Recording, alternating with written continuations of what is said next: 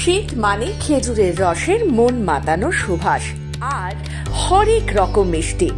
বাঙালি এমনিতেই উৎসব প্রিয়, আর বাঙালির শীতকাল মানেই সুযোগ বুঝে ঘুরতে বেরিয়ে পড়া আর নলেন গুড় পিঠে পুলির স্বাদ নেওয়া। সেই স্বাদকে পর্যটক ও স্থানীয়দের পাতে পৌঁছে দিতে এবার ঝাড়গ্রাম শহরের প্রাণকেন্দ্র রবীন্দ্র পার্কে আয়োজিত হয়েছিল পিঠে পুলি উৎসবের। শীতের মরশুমে ঝাড়গ্রামে ঘুরতে আসা পর্যটক ও স্থানীয় মানুষেরা ভিড় জমায় এই উইন্টার ফেস্টিভ্যাল মেলা চত্বরে। এক ছাতার নিচেই মিলছে জিভে জল আনা নানান রকম পিঠের স্বাদ।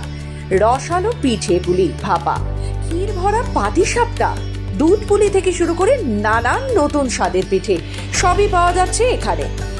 এবছর এই পিঠে পুলি মেলায় মোট 23টি স্টল বসেছিল। এর বিশেষত্ব হলো সমস্ত স্টলই মহিলাদের দ্বারা পরিচালিত। উৎসব চলবে মকর সংক্রান্তি পর্যন্ত। ঝাড়গ্রামের নারী সৃষ্টি মহিলা পরিচালিত গ্রুপের উদ্যোগে আয়োজিত এই মেলায় প্রতিদিনই জমজমাট ভিড়। খাওয়া দাওয়া আর উৎসবের আনন্দে রবীন্দ্র পার্ক চত্বরে তৈরি হয়েছে একেবারে উৎসব মুখর পরিবেশ। নারী সৃষ্টি মহিলা পরিচালিত গ্রুপের অন্যতম সদস্য তরুশ্রী বেড়া জানান, প্রতি বছরই আমরা শীতের সময় এই পিঠে পুলি উৎসবে আয়োজন করে থাকি। শীতের এই সময় ঝাড়গ্রামে ভিড় জমায় পর্যটকেরা।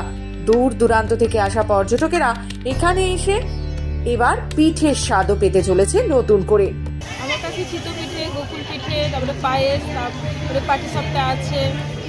তো চালের গুঁড়ির উপরে পিঠেগুলো হয়েছে আর কি। চালের গুঁড়ি, তারপরে ক্ষীর, বাড়ি বানানো ক্ষীর। আর আমাদের ট্র্যাডিশনাল এবং আমাদের যে পরম্পরা সেটা একসঙ্গে মেলবন্ধন ঘটানো। আমরা আগে কি করতাম, ডুম্বু পিঠা খেতাম। ডুম্বু পিঠা, সেই ডুম্বু পিঠা থেকে একটু আধুনিকতা ছোঁয়া এনে আমরা এটাকে দই পিঠা করবো। মকর সংক্রান্তির আগেই জঙ্গলমহলের এই পিঠে পুলি উৎসব যেন বাড়তি আনন্দ এনে দিয়েছে স্থানীয় মানুষজন ও পর্যটকদের জীবনে। তবে এই ব্যাপারে নিশ্চিত, শাল পেয়ালের জঙ্গলে ঘেরা ঝাড়গ্রামে রসনা তৃপ্তিও বিশেষভাবে এবার আকর্ষণ করবে পর্যটকদের। ঝাড়গ্রাম থেকে শান্তনু পানের রিপোর্ট, খবর বাংলা।